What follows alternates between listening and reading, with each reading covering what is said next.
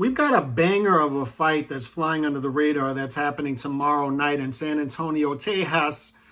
Another great lower weight class fight in San Antonio, Texas, lower weight class card. And this one's happening between Magsayo and Rey Vargas. Magsayo just picked off the WBC belt, beating Gary Russell Jr. Gary Russell Jr. was one-handed, but guess what? Gary Russell Jr. fought that night, so no excuses. But he was one-handed in that fight. And then before that, Magsayo fought Ceja. And in that fight, if you remember, he was down in the 5th round and then came back and knocked out Ceja later on in the fight. I like Magsayo. Magsayo is a guy who can punch. He's fun to watch, Filipino fighter. He's just an entertaining fighter, and he's a good fighter at 126, and he's a career 126 pounder. Pay attention to that. More on that in a minute.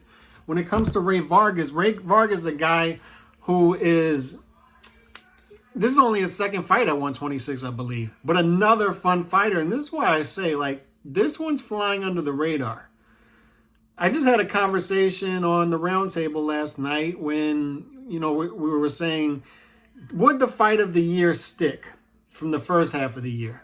Fights like Lee Wood and Mick Conlan, Sebastian Fundora, Erickson Lubin. Would those fights stick as fight of the year type fights through the second half of the year? And I don't think so, because of fights like this, the possibility that Magsayo versus Rey Vargas can light up. Because Rey Vargas is the slight betting favorite going into this fight. If you look at the betting odds, Rey Vargas is minus 125. Magsayo plus 105, which means the plus, like I said, like I always stress to people, the plus is the underdog. So Magsayo is a slight underdog. This is toss-up. This is a toss-up fight. Vegas sees this as a toss-up fight. This is for the WBC strap, as I said. Brandon Figueroa is actually fighting on the undercard in the WBC Eliminator, moving up to 126. So the winner of this fight between Magsayo versus Vargas gets a bigger name in the next fight in Brandon Figueroa. That's also what's on the line here on top of the WBC belt, because Brandon Figueroa is a big fish moving up from 122. But more on Vargas, 35-0, 22 KOs. Now, the KO percentage is kind of deceptive there because, once again, he's moving up from 122 to 126. And if you look at like his last 7-8 fights, he's only got one stoppage in there. Most of his fights, the trend has been in the past, in the recent past, that this guy is going to decisions. He's been going the distance. And that's weird because, like I said, the KO percentage is deceptive. He's got a decent KO percentage. And then he's got, like, if you watch him fight, he's got some punching power. He keeps guys honest. Tall guy. He will mix it up with you. He will give up his height. And that's why this fight's going to be fun, because Magsayo is going to lure Vargas in. There's going to be a lot of exchanges. There's going to be a lot of back and forth. But Vegas seems to think that this thing is going over. The over is 10.5. Over-under is 10.5 rounds. The over is minus 400. So anytime you see the over-under priced at 10.5 rounds and then the over is in the minus, that means that the odds makers think that this thing is going the distance. I don't know if I agree with that or not. The most likely scenario, according to Vegas, is a Vargas decision. The second most likely is Magsayo decision. The third most likely is a Magsayo stoppage. The fourth most likely by far is a Vargas stoppage. And the reason they don't see a Vargas stoppage, and I want to eliminate that first, is because of what I just said, the trends. Vegas looks at trends. The odds makers look at trends. And Vargas is trending towards a guy who is a decision type of fighter, not a knockout fighter.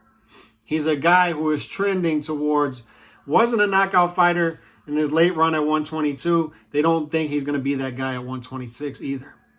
So you say, can Magsayo knock out Vargas? Because if not, we're seeing this thing as a decision.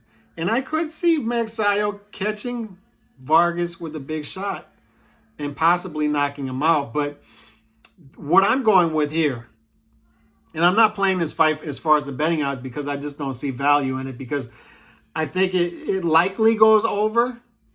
It likely goes to decision. and there's no value in playing minus 400. But I like Magsayo. I lean Magsayo slightly over Vargas by decision in this fight.